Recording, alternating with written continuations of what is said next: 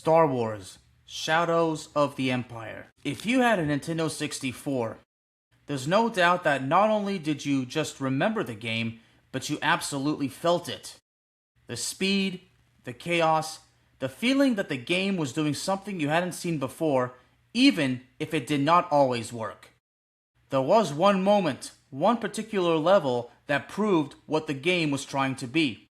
Again, Star Wars: Shadows of the Empire, and for a brief second, it truly felt like the future. Because honestly, it really did. This game isn't just a random Star Wars game, it has a very specific place in the Star Wars timeline.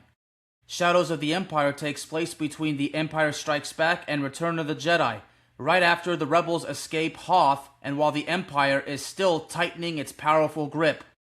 Han Solo is frozen in carbonite, the rebellion is scattered, and the galaxy is in a tense, uncertain moment. However, this is what makes the game even more unique.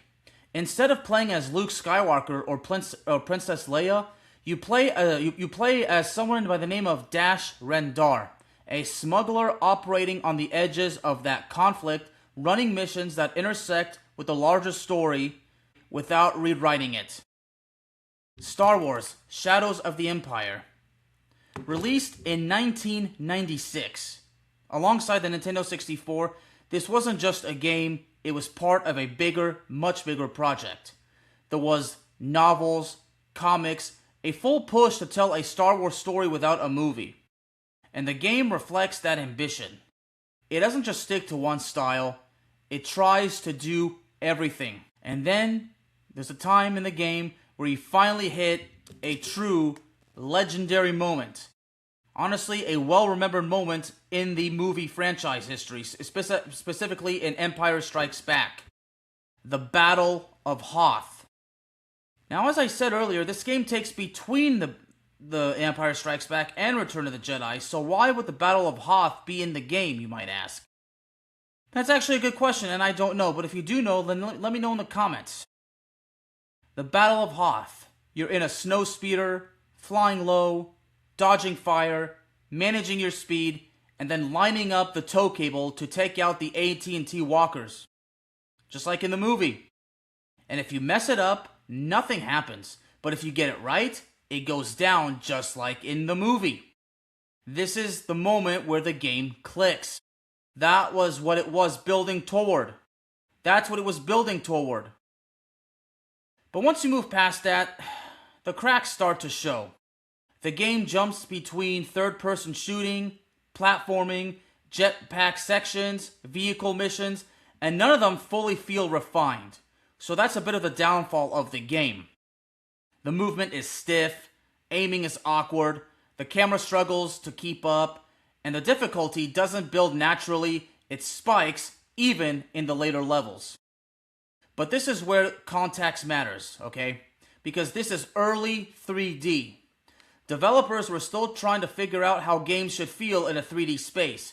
How to aim, how to move, how to control a camera. So what feels rough now was experimental back then.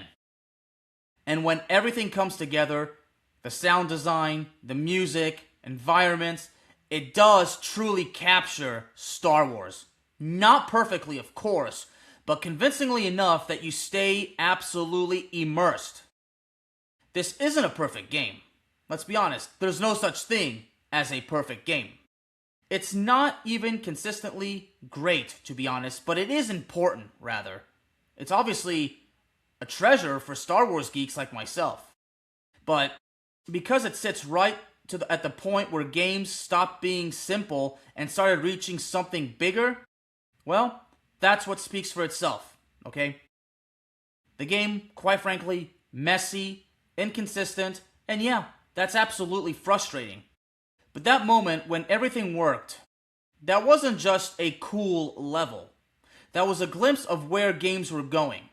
And for a second, it really, truly did feel like the future. Ladies and gentlemen, Star Wars: Shadows of the Empire. And honestly, I feel like the sticker on this cartridge was much better than the artwork on the actual box, on the actual game box. Just simply my opinion. Like that. A stormtrooper. Ladies and gentlemen, Star Wars Shadows of the Empire.